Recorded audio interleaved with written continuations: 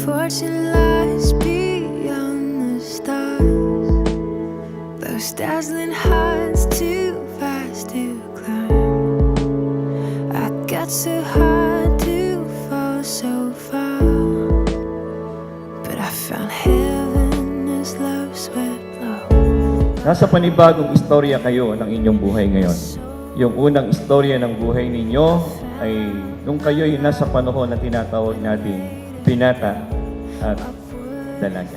Ngayon, papasok uli kayo sa isang panibagong yugto at panibagong kasaysayan ng inyong buhay.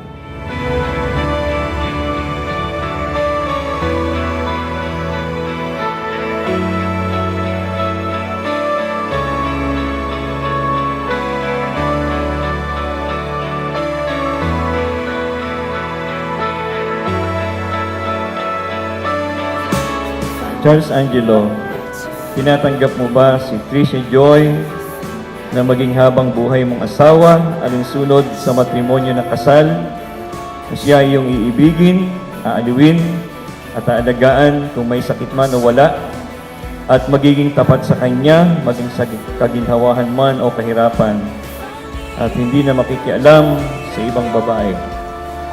Siya lamang ang pinakamaganda habang kayong dalawa ay nabubuhay.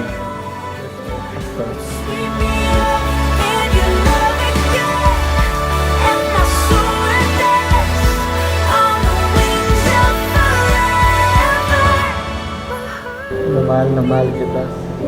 Kahit gaano man, hirap.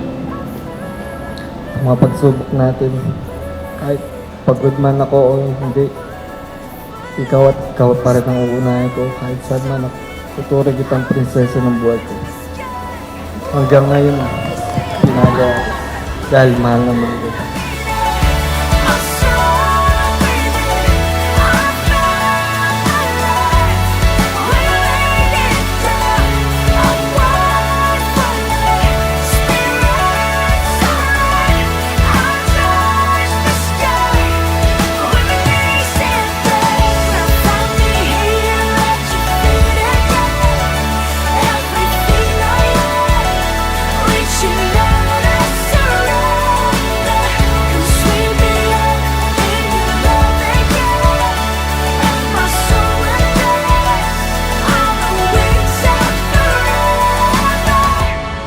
Pangako ko sa'yo na mamahalin kita at iingatan kita habang ako'y nabubuhay at pahahalagahan ko ng higit sa buhay ko yung pamilya na bubuin natin sa future. Mahal na mahal kita.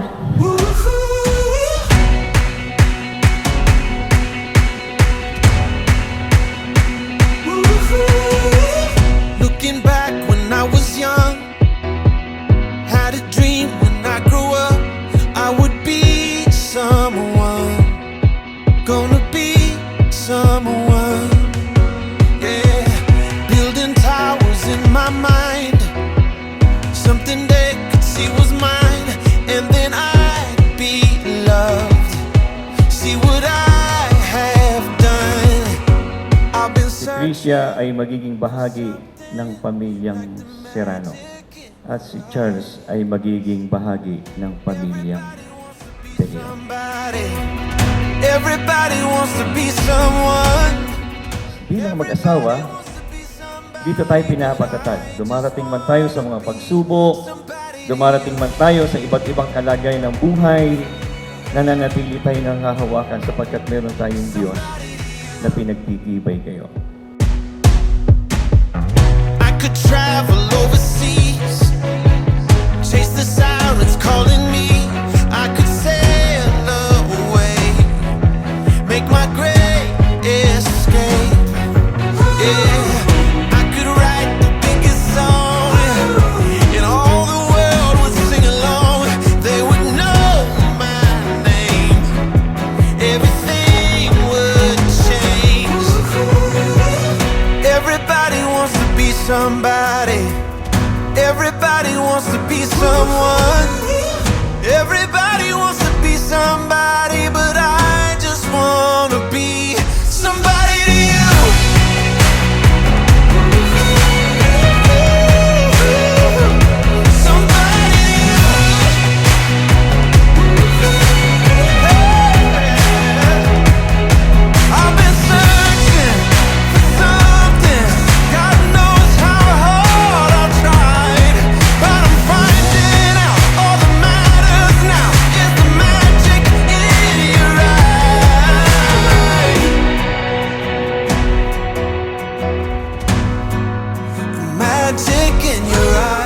sa pamamagitan ng kapangyarihang ipinagkaloob sa akin ng Republika ng Pilipinas at ng nagkaisang Iglesia Metodista bilang ministro ng Ebanghelyo, aking ipinapahayag sa inyo na sina Charles Angelo at Tricia Joy ay mag-asawa na.